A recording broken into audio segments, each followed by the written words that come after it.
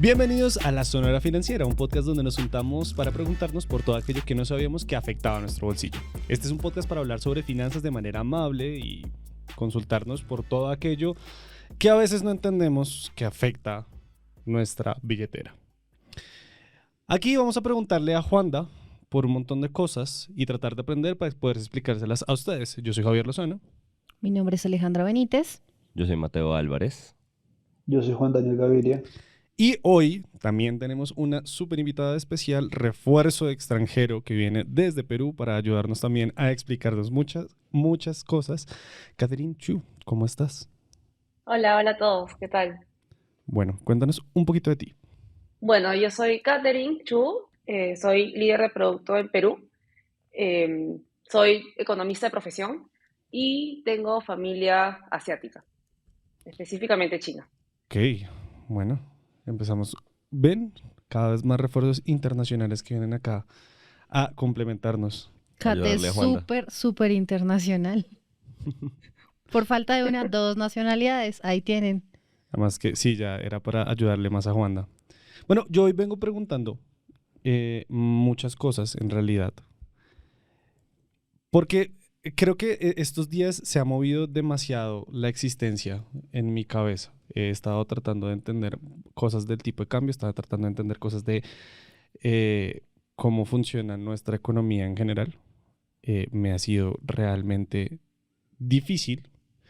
Y vengo con una pregunta que es importante y es ¿por qué nosotros tenemos que depender de las cosas que pasan afuera?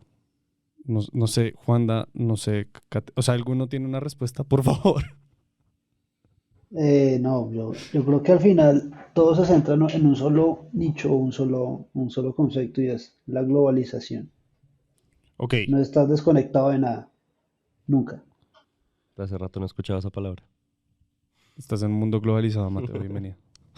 De hecho, esto viene de hace mucho tiempo, ¿no? Mucho tiempo atrás donde siempre había cierto intercambio, ¿no? O sea, acá los peruanos somos productores de papa, en otros países como en Colombia son productores de café y al final tiene que haber este intercambio eh, para nosotros poder tomar el mejor café del mundo y al mismo tiempo ustedes puedan probar todas las variedades de papa, ¿no? Entonces, tal cual, lo que yo creo que todo se resume con la palabra que mencionó Juanda de globalización. Bueno, ahí, Juanda, ¿cómo funciona el mercado dentro de la globalización? No sé si es una pregunta muy amplia. Como todas las que hacemos. No, yo creo que Perdón. es bastante amplia, pero quédate con esto. No hay nada en temas de cadenas de valor, es decir, en toda la línea de producción y de transporte y consumo de cualquier bien y servicio, que hoy sea tácitamente solo en un lugar. Es decir, es muy difícil que te encuentres un lápiz que se haga solo en Colombia desde su primer material y que su consumidor final solo sea colombiano y no lo afecte nada. Entonces de ahí tú coges esa cadena de valor y al pasar por diferentes entornos de mercado, por diferentes entornos económicos y por diferentes incluso monedas, diferentes condiciones de financiamiento, diferente costo de capital en cada una de las regiones, pues cualquier escenario que afecte en esa cadena de producción, en cualquiera de los puntos, va a terminar afectando al consumidor final, al productor y vendedor final y, iba a usar una palabra, pero saquémosla, pero y el margen de ganancia al final va a tener movido por diferentes factores en entornos que son cambiantes y que no en todos los lugares son iguales. Por ejemplo, acá te hablaba de la papa en el Perú y nosotros del café en Colombia. Hagamos un ejemplo. Kate quiere consumir el mejor café del mundo, entonces va a el similar a un gran almacenamiento de retail donde puede ir y comprar víveres de primera necesidad a buscar café colombiano del eje cafetero, que es el mejor del mundo, ¿cierto? Entonces, pero cuando Kate va, el último mes pagó $1.50 por una libra de café y ahorita va y está en $2.20, subió 70 centavos de dólar la libra de café. Y Kate llega a su casa, igual es un bien que es inelástico para ella, es decir, más allá que aumente o no aumente el precio, lo va a consumir porque es el café colombiano. Entonces se sienta, se toma la taza de café y dice, carajo, ¿por qué subió tanto el precio? Es que subió 70 centavos, es subir casi 46% el valor. Y cuando se mete la noticia se da cuenta que en Colombia, de donde viene el café, hay un tema que fue el fenómeno del niño, todo esto afectó la producción y la recolección de las cosechas y demás de café, lo cual aumentó sustancialmente el costo de la libra del café en Colombia. Y lo mismo de exportación, ¿no? Esto por un lado, pero entonces Cate dice, bueno, pero esto solo me podrá mover 20, 30 centavos y el resto, bueno, el resto es que en Colombia los costos de, qué sé yo, de transporte internos, producto de un aumento en el costo de la gasolina que pasó de 9.000 pesos a 14.000 pesos, incrementó los fletes de transporte internos para llevar desde el eje cafetero hasta la costa pacífica de Colombia, por donde mandan el café al Perú, vía navieras, entonces todo esto le mete otra presión. Y si eso me da el 50, ¿qué falta de 20 centavos? Pues los otros 20 centavos terminan siendo aranceles o costos hundidos nuevos que ha puesto el gobierno peruano al ingreso de productos del extranjero a su economía para proteger la industria nacional. Entonces ahí usted tiene lo primero y es el fenómeno del niño, es un cambio climático. Los costos del petróleo es una decisión de gobiernos extranjeros, los de CATE, pero también el efecto por el mercado internacional del petróleo, ¿no? Escasez o no escasez del commodity, pues termina generando aumentos en los precios. Y el último es una medida discrecional de un gobierno ajeno a donde se produce el producto final, pero que es el país donde se va a consumir. Luego esto hace que ineludiblemente los 70 centavos que aumentó tenga diferentes cánones que lo están impulsando. Y como usted ve, de pronto donde yo Cate, no hubo fenómeno del niño, siguió pagando los mismos $2 por litro de su gasolina y no sabía que había un nuevo arancel a los productos importados. Más o menos así. Y de hecho, lo que menciona Juanda, imagínense ahora multiplicarlo por otros insumos o elementos que se necesitan para tener el café, ¿no? O sea, el envase de plástico que viene tal vez de China, o, no sé, las etiquetas, o sea, cualquier cosa que finalmente te da el producto final, que proviene de diferentes países, puede estar afectados por lo que mencionaba Juanda, fuera del fenómeno del niño, fuera de temas netamente colombianos, ¿no? También son de otros países. ¿Se acuerdan que en la temporada pasada hablamos de eso en el episodio de ¿Por qué la ropa está tan cara? Sí. De los aranceles, de la etiqueta, del hilito, de todo eso que a la final son importaciones que traen un impuesto agregado. O sea que en resumen, igual nuestras economías nunca funcionan solas, siempre están dependiendo de las otras economías, es como una especie de telaraña. Sí, ¿y hay alguna economía que funcione sola? Que esté sola, sí, que funcione, que funcione. Otro cuento. Es que hay dos conceptos que creo que si me cacho en el personaje que les voy a decir, yo me comprometo a ponerles el paper o el documento en las descripciones del podcast, pero creo que era David Ricardo por allá acabando el siglo XIX, acabando el siglo XVIII, comenzando el XIX, acuñó dos conceptos claves en la economía, ventaja competitiva y ventaja comparativa.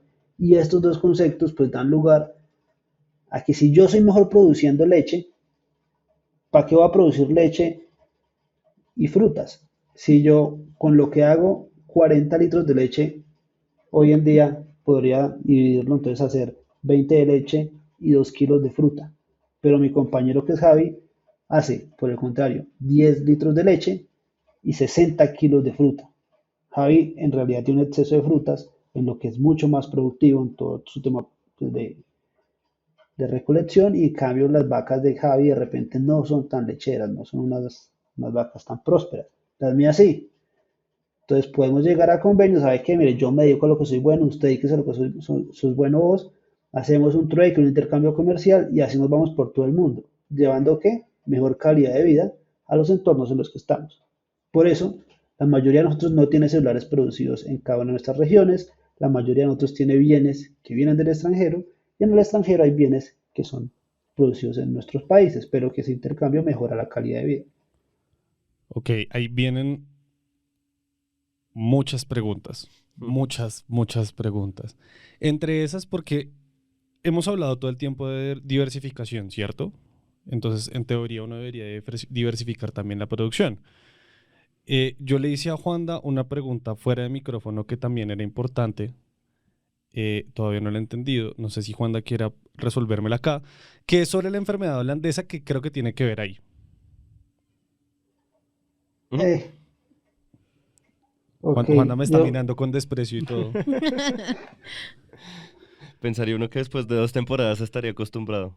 le voy a echar el cuento rápido. Simplemente es cuando usted se vuelve muy productivo en un solo sector y se dedica solo a ese sector, corre el riesgo, siempre y cuando este sea un sector pues, que tenga bastante sensibilidad a efectos naturales y demás, o efectos propios de la demanda, que en un punto alguno de estos estalle, es decir, que la demanda ya no requiera todo lo que usted está tratando de ofertar, o que por efectos naturales su oferta caiga mínimo si no puede hacerlo. Entonces la enfermedad holandesa al final lo que lo termina impulsando a usted es a diversificar su gama de producción para no depender de un solo bien. Creo Ok. que si usted lleva eso a las inversiones como lo hemos hecho en cada uno de los capítulos, Kate nos puede revalidar.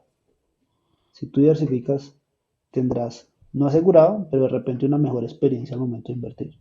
Claro, o sea, bajas, mitigas el riesgo, ¿no? Y acá los holandeses, como dice Juanda, excepto por Max Verstappen, tienen ese riesgo de solamente producir leche, solamente producir derivados de la vaca, ¿no? Y dependen mucho finalmente de la economía respecto a las vaquitas, ¿no? Yo creo que lo que está mencionando Juanda se resume en tema de productividad y eficiencia, ¿no? Para los países y las economías globales. Bueno, listo. Yo tengo una pregunta. Mm, sí, con lo que acabamos de hablar de que, digamos, diversificar la producción es una forma muy efectiva de no joderse como país. Eso no va en contra de lo que nos acabas de decir, Juanda, como de que si yo soy bueno haciendo leche, pues me enfoco en hacer leche, y si usted es bueno en frutas, entonces enfóquese en Pero es hacer muy difícil frutas. que usted sea bueno en solo una cosa. Si usted es bueno en solo una cosa Mm, y más de investigación y desarrollo. O ok. sea, vayamos a terapia y descubramos Mm, todos en que somos muy buenos, por favor. Pero venía con otra pregunta, eh, porque Juanda habló del dólar, ¿no? Y del cambio al dólar, que nos afectó un montón. Eh, ¿Por qué existe el tipo de cambio, Juanda? A ver, yo le voy a dar un ejemplo y Kate, que es una super colega, y yo admiro mucho, me va a decir, Juan, ¿estás bien o estás mal? Si yo voy con una libra de arroz, Javi, ¿sí o qué? Y te pido a ti una roba de lentejas, ¿a ti quién te dice que mi libra de arroz equivale a tu roba de lentejas? Nadie. Es un acuerdo entre los dos. Entonces, si yo llevo un peso a donde Kate y le digo, Kate, ¿sabes qué? Llegué al Perú, quiero invitarte a un helado, vamos a salir y Kate me dice, el helado vale un sol peruano y yo llevo un peso colombiano. Yo voy a pagar y la persona que me está vendiendo el helado me hace quedar muy mal delante de Kate porque dice, con eso no le alcanza ni para la servilleta. Yo, pero ¿cómo así? Si igual tengo uno, tengo un sol y pues tengo un peso y usted necesita un sol, es uno y uno, un billete, el mismo billete. Para evitar eso, existe el tipo de cambio, para saber cuánto de los de las lentejas que tiene usted y que yo necesito equivale al arroz que tengo yo. O cuánto del sol peruano que yo necesito para invitar a un helado acate necesito tener yo en pesos para que no me vendan la servilleta sino el helado completo. El tipo Sí, de tal cambio. cual. O sea, Dale, dale, Cate. perdóname. No, no, no, no, dale, dale, dale. No, o sea, es literal lo que estabas mencionando, Juanda, que el tipo de cambio al final es la relación en donde se puede cambiar una visa con la otra, ¿no? Para poder hacer el trueque o la transacción.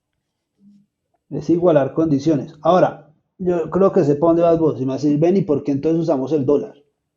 Tal cual. ¿Sí o qué? Era mi siguiente pregunta, Sí, gracias. digamos. Porque todos tenemos que hablar un lenguaje común. Entonces, imagínate, yo no sé cuántas denominaciones de monedas hay en el mundo. Hay más de 100 países, algunos están agremiados bajo un mismo tipo de moneda, pero por lo general hablan más de 100 monedas. ¿Sí o qué? Apréndase todos los tipos de cambio para que cuando le llegue una persona de, qué sé yo, de cualquier país del mundo, países muy raros, el que sea, usted se sepa el tipo de cambio de él. Diga, ah, no hay lío, eso equivale a 1.452 pesos con 82 centavos. y le llega al otro, ah, no, no, eso equivale a 200 pesos con 20 centavos. Lo más fácil para ese efecto es hablar todos un mismo lenguaje y hablamos por lo general el lenguaje del dólar. ¿Por qué? Porque es la moneda más fuerte sobre la tierra. Yo tengo una pregunta. Em, ¿Por qué no, por qué no estamos dolarizados? O qué ventajas tiene de que una economía esté dolarizada? Como por ejemplo en Perú o Ecuador o en otros países. Pongamos al ejemplo aquí a Colombia. ¿Qué pasaría o por qué? De hecho, es bastante polémica la pregunta y yo creo que te vas a dar cuenta que en algunos países del mundo efectivamente están dolarizados. Creo que es el caso, por ejemplo, de Ecuador, de Panamá. Panamá tiene una moneda propia, pero ni siquiera lo utilizan, usan el dólar. Eh, y tienes otros países que claramente tienen su propia moneda, como son nuestros países, ¿no? Una de las ventajas es que efectivamente estás eh, expuesto directamente con la moneda dominante, que es el caso del dólar, como mencionaba Juanda, pero al mismo tiempo no tienes como al toro por las astas, ¿no? O sea, tú no puedes decidir qué hacer con esa moneda. Si es que por algún motivo eh, el dólar se vuelve más fuerte o más débil por decisiones de la Fed en Estados Unidos, tú vas a tener que acatar a eso y efectivamente te va a jugar a favor o en contra, ¿no? En el caso, por ejemplo, de Perú, que tenemos nuestra propia moneda, el Banco Central sí tiene poder de decisión y decir, ok, podemos hacer diferentes políticas monetarias para que, a pesar de que haya un efecto fuerte respecto al dólar, ¿no? Si se aprecia o se deprecia, igual nosotros podemos decidir qué tanto, de cierta manera, hacer políticas monetarias para que al final nuestra moneda pueda valer más o menos o de cierta manera se afecte menos, ¿no? Por ejemplo, Kate, tú estando ahí en Perú, o sea, que realmente estás en un país que tiene o sea, tienes soles y dólares. eh, en tu caso personal, para ti, ¿qué te conviene más? O cómo te sientes más cómoda? O según la economía, ¿cómo manejas tus finanzas con soles o con dólares? O dependiendo. Sí, de hecho, Ale, es una excelente pregunta y en el caso de Perú creo que es particular, a diferencia de otros países en Latinoamérica por lo menos, porque nosotros podemos tener de manera muy accesible tanto dólares como soles, ¿no? Podemos abrir una cuenta de ahorros en dólares, en soles, invertir en dólares, en soles, eh, y de hecho, yo personalmente, y creo que muchos también pueden verlo similar, es que todo lo relacionado a invertir, a proteger tu dinero, va más para el lado de dólares, ¿no? Porque al final, como decía Juanda, es la moneda más dominante o fuerte, mientras que soles, en mi caso, yo lo uso para mis gastos recurrentes, ¿no? Porque finalmente los peruanos eh, en general normalmente ganan en soles, ¿no? Y al final tienen que gastar en soles también. Ok. Pero no sé si Juan esté de acuerdo.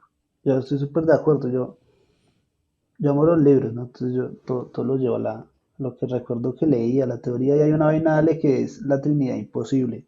En economía la Trinidad Imposible te dice que tú podrás tener tres focos, o tienes tres focos. Tienes la libre movilidad de capital, la política monetaria autónoma y el tipo de cambio fijo. ¿Por qué es imposible? Porque no puedes tener los tres a la vez. Eso quiere Un decir que, minuto. Que Mateo hizo caras como, No, ¿qué? tengo ni idea de lo que acaba de decir Juanda, ¿cómo así?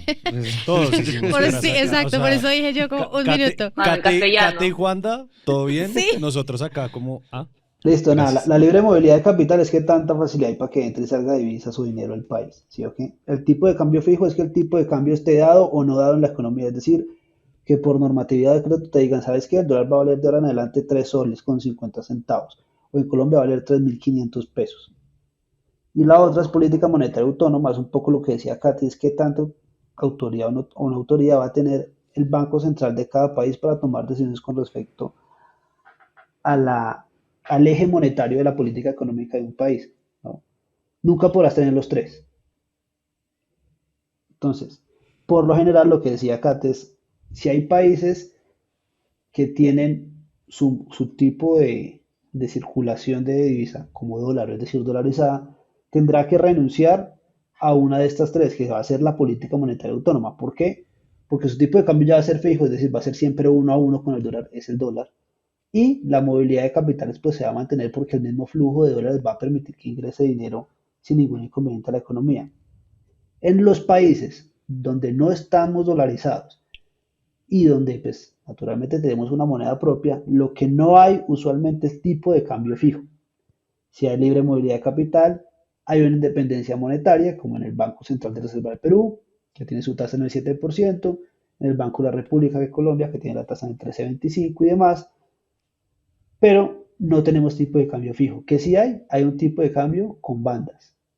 No quiere decir que de ahí no pueda pasar, sino que en algunos casos, cuando hay aumentos de volatilidad, pues los bancos centrales pueden hacer operaciones de mercado, no sobre el tipo de cambio, sí sobre las negociaciones diarias del mercado de divisas. Entonces, esa trinidad es la que te da a ti el para dónde va un país, ¿sabes? Entonces, por lo general, los países que siguen la ortodoxia económica no usamos tipo de cambio fijo, pero sí tenemos libre movilidad de capital y política monetaria autónoma o independiente. Ok, por allá tenemos un elefante detrás. Maravilloso. Este es el elefante del que no queríamos hablar dentro de este cuarto.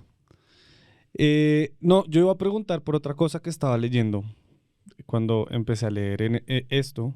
Uno tiene que ver con que el dólar es un activo refugio y quería preguntar qué carajos es un activo refugio, porque es como, a mí me suena como una chocita y pues no, creo. Eh, Hmm. y lo otro es que son las primas de riesgo, que también aparecen un montón cuando uno está hablando de esto. A ver, Javi, yo te respondo a la primera pregunta y se la paso a la más difícil a Juanda.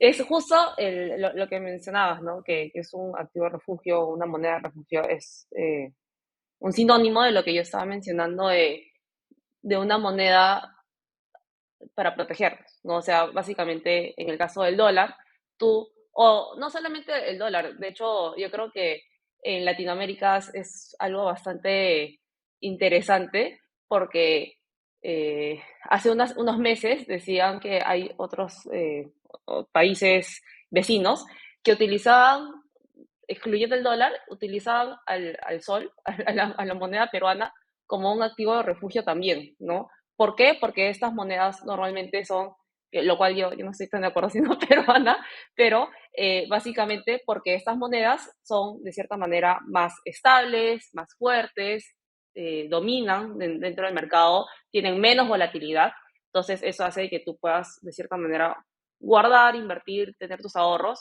en una moneda específica, ¿no? Y ese sería el refugio en este caso. Ok. Bueno, mientras podemos resolver nuestro elefante por allá atrás, eh, me causa un montón de curiosidad la idea de tener el sol también como un activo refugio, porque yo imagino que por eso también estabas un poco en desacuerdo, Kate, que no es lo mismo tener el dólar, que, comillas, no solo está vaqueado por tal vez la economía más importante y mejor y más estable, comillas, del mundo, sino que ha sido un activo que se maneja en todos los mercados. Sí, efectivamente. Efectivamente, y en el caso del sol peruano, o sea, también es volátil, ¿no? Yo creo que nos hemos dado cuenta, pero es de cierta manera menos volátil y tal vez para estos países latinoamericanos tienen un mayor acceso a esta moneda y por eso es que llegan a refugiarse dentro de, o sea, su patrimonio, básicamente, ¿no? En el sol peruano. Ok, Javi, de una te digo, ya que se fue el elefante, o eso esperamos. La prima de riesgo básicamente lo que te dice es lo siguiente, en países hay activos o que uno en los mercados conoce como los activos con tasa libre de riesgo, que por lo general son los tesoros de Estados Unidos a 10 años para nuestros países o tesoros a 5 años para países más desarrollados. La prima de riesgo es la diferencia del retorno, ¿sabes? Entre un papel de Estados Unidos a 10 años y un papel de una economía como la peruana o la colombiana a 10 años.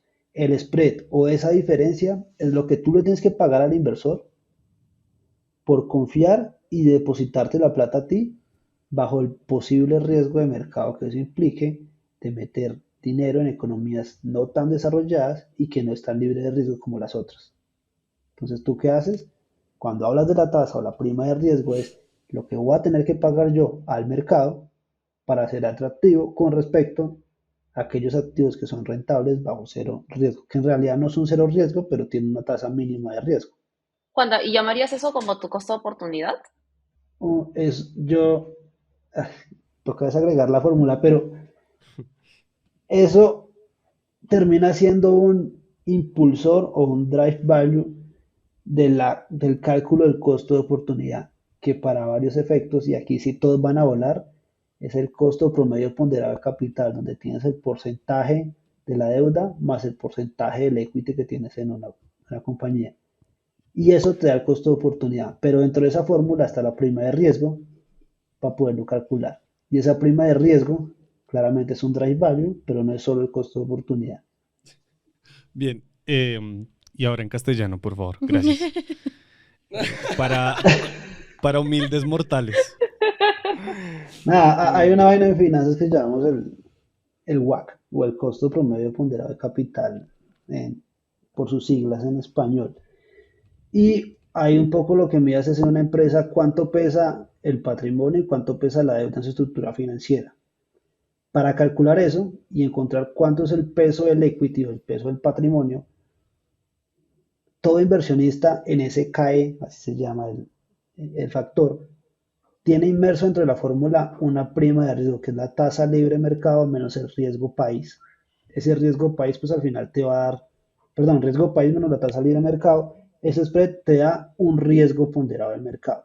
Ese riesgo, en la medida que sea más alto o menos alto, va a incrementar el Uy, costo de financiarte por patrimonio.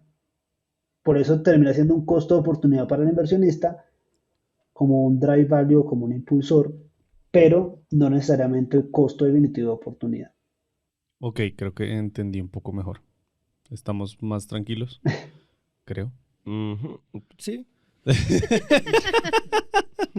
Digamos que sí. Bueno, dentro de todo lo que dentro de todo lo que yo estaba viendo y de lo que hablamos ya un poco es que para, digamos, mantener nuestra economía y subsistir también un poco como países, tenemos que importar y exportar para poder saciar muchas de las necesidades que a veces tenemos y que no producimos, ¿cierto? Ese es como un poco el resultado de lo que estamos hablando también de la globalización. ¿Me equivoco? Bueno, si es así, eh, yo me encontré por ahí también leyendo, tratando de entender estas cosas, un concepto que se llama la balanza comercial, que si mal no entiendo, Kate o Juanda me corregirá, es la diferencia entre lo que se importa y lo que se exporta, o viceversa, no estoy seguro. Y si es positivo, el país está con una buena balanza y quiere decir que está ganando dinero, y si es negativo, está perdiendo. ¿Cierto? Sí, efectivamente. La balanza comercial es la diferencia entre las exportaciones y las importaciones de un mismo país. Entonces, claramente cada país tiene su resultado, su dato de dicha balanza y tal cual como mencionabas puede ser superávit o déficit dependiendo de cuál está dentro de, si se imaginan una balanza literal, cuál tiene mayor peso, ¿no? En el caso de que tenga mayor peso exportaciones o mayor peso importaciones va a ser superávit o déficit. Ok, vale. Eso, por ejemplo, en Colombia o en Perú, ¿cómo nos afecta? ¿O cómo afecta a la economía? Haz de cuenta que eso es, Javi, como tu bolsillo, ¿sabes?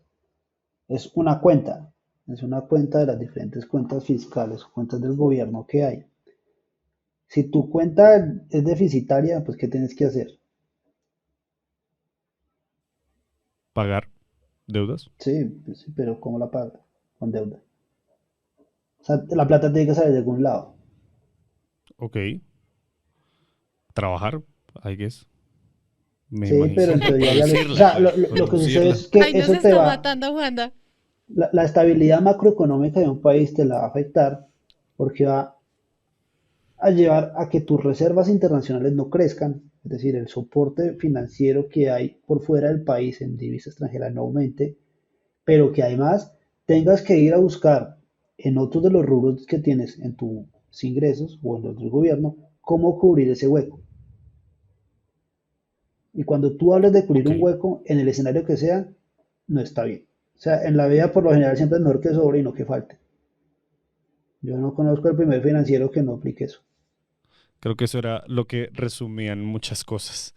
De hecho, también iba a preguntarte, Juanda, ¿cuáles son los indicadores? O más bien, ¿qué son los indicadores macro? Ya que hablaste de la macroeconomía y demás. Yo te voy a decir dos, y Kate te va a decir dos porque somos colegas los dos.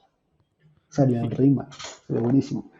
Pero Ush. nada, mira, los indicadores macro son básicamente como, haz de cuenta, ¿qué hace un economista? Tú vas al médico y nosotros somos como un médico. A mí no me traen un paciente, me traen la economía. Y cuando Javi va al médico o va a Leomate, pues dicen, mira, tus triglicéridos están así, el colesterol lo tienes así, eh, tienes demasiado azúcar, qué sé yo, estás con todo lo que te pueda decir un médico. Y el médico, después de que tiene todos tus indicadores, te receta. A un economista le pasan o busca una diferencia de gamas de indicadores que analizan tus precios, tu estabilidad financiera como país, cómo estás con el comercio internacional, el empleo, el desempleo, bla, bla, bla. Después de todo eso, te receta una medicina. En este caso, pues será una política económica. Entonces, los indicadores macroeconómicos son como tus triglicéridos, lo que sale en un examen médico de sangre, y es lo que te dice cómo estás.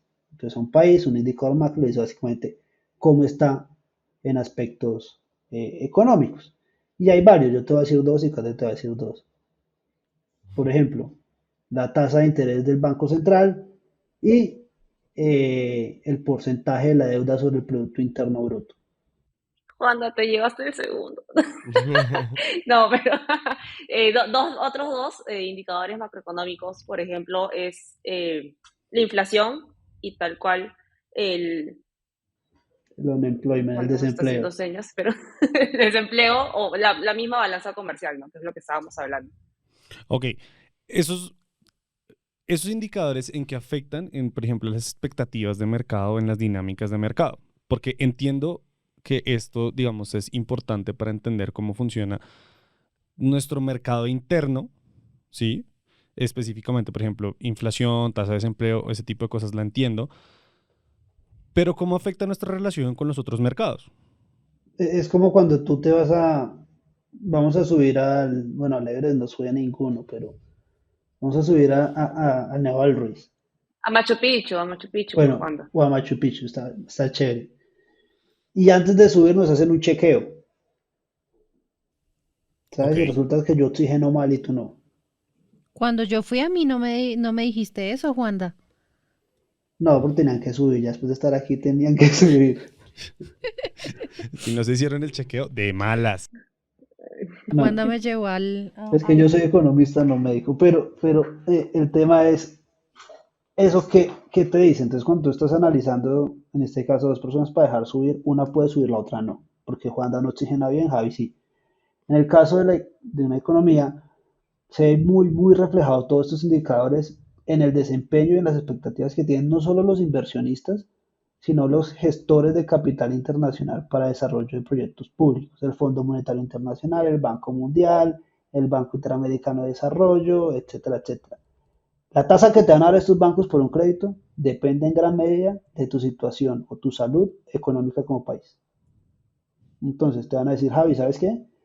Tú como representante de X país puedes subir porque oxigenas bien, es decir, tienes la inflación controlada, está en torno a una meta del 3%, el Banco de la República o tu Banco Central es independiente, no tiene inversión política en él, mantienes un marco fiscal de medio plazo que lo cumple, la regla fiscal no excede el endeudamiento sobre tu PIB, bla, bla, bla, bla, el empleo controlado, hay una tasa natural de desempleo que la hay, pero el caso de Juan es diferente, inflación del 98% mensual, el banco no es independiente e imprimen billetes como a loco, etcétera, etcétera, etcétera. De estos ejemplos hay varios. Entonces a ti las calificadoras ni siquiera te califican y la tasa que te voy a dar pues ni siquiera te la voy a dar porque no te va a prestar plata.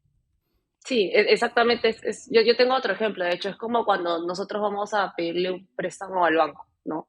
Si es que tú tienes o sea, pagas todos tus meses, tus deudas, tienes de cierta manera eh, tus indicadores sanos, como persona natural, finalmente el banco va a estar más dispuesto porque de cierta manera hay un menor riesgo o tiene un grado para que ellos puedan confiar, ¿no? Entre comillas, en que puedan prestarte el dinero o invertir, en el caso de los países, van a buscar esos países, ¿no? Existen algunos países en donde, como dice Juanda, la economía está en crisis y finalmente no es atractivo a ojos de los inversionistas, a ojos de las entidades más grandes y al final todo se mueve con dinero. Y dicho esto, con estos indicadores uno puede medir si efectivamente van hacia esos países o al final no son atractivos y ahí se quedan y no tienen dinero para poder seguir explotando. Jesús. Ok. Esto es como un montón de información para mi cabeza, pero no, ya empiezo a Pero comprender tampoco mucho. es un montón, porque ya hemos hablado de inflación, de tasas de interés, de desempleo. Sí, ahí se siente el avance. Yo Sí, o Sí, sea, ya diciendo uno. cosas. ya entiendo, ya entiendo. Juanda, tienes que hacerles un examen, ¿ah? De acá a un par de podcasts posteriores, de episodios. ¿Y qué De más? ¿Qué tal repente. el clima? Gracias por ese tipo de El clima está en el aportes, digamos. 10.48%. Esos aportes los valoramos, gracias. Pero, bueno, tengo otra pregunta que yo no sé si será mucho más difícil. Antes de que Juanda me mire con odio, pido disculpas. Pero es, ¿cómo nos protegemos entonces de todos los efectos que tienen los mercados de afuera con los de adentro? ¿Qué podemos hacer para prevenir y en dado caso para curar? Yo creo que ahí yo voy a sacar una de ustedes. Si no puedes con el enemigo, únete. Y lo otro, háganle caso a Kate. El enemigo para uno en estos países termina siendo el dólar.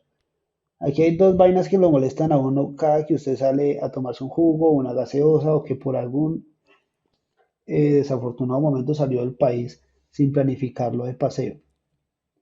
La inflación y el tipo de cambio, que son los dos impuestos más graves a la clase media de un país o a las personas de un país. Impuestos no tácitos. Entonces, ¿cuál es el enemigo más grande? La inflación. Entonces, busque qué le gane a su inflación. Pero el otro es el dólar. Entonces, busque con qué no le pierde al tipo de cambio. Entonces, ya usted tiene una ecuación enorme, pero muy fácil de resolver. Busque inversiones en esa moneda que ya por lo menos le rentan por encima del tipo de cambio, que creo que nuestra invitada hoy lo hace perfectamente.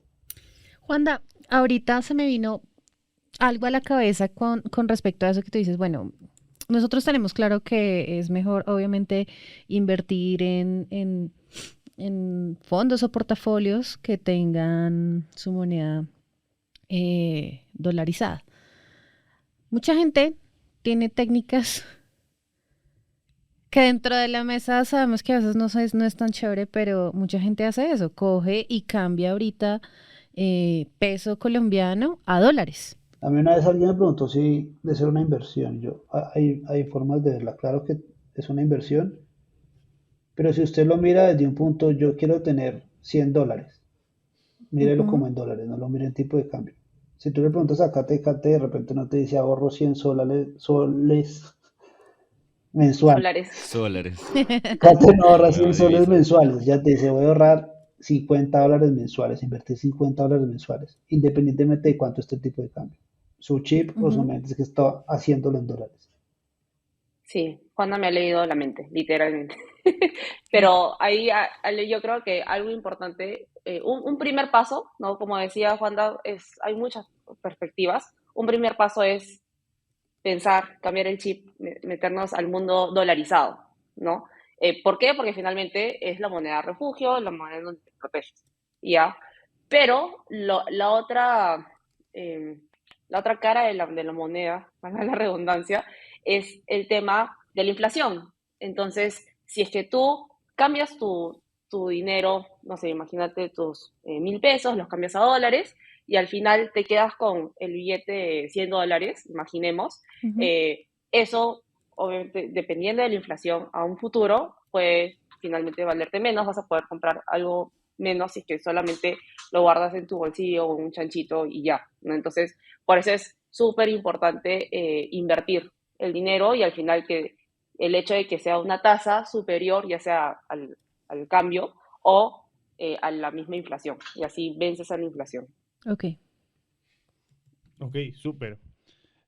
¿Algún otro consejo que podamos hacer para prevenir, digamos, todas las cosas macro que nos atacan a lo micro?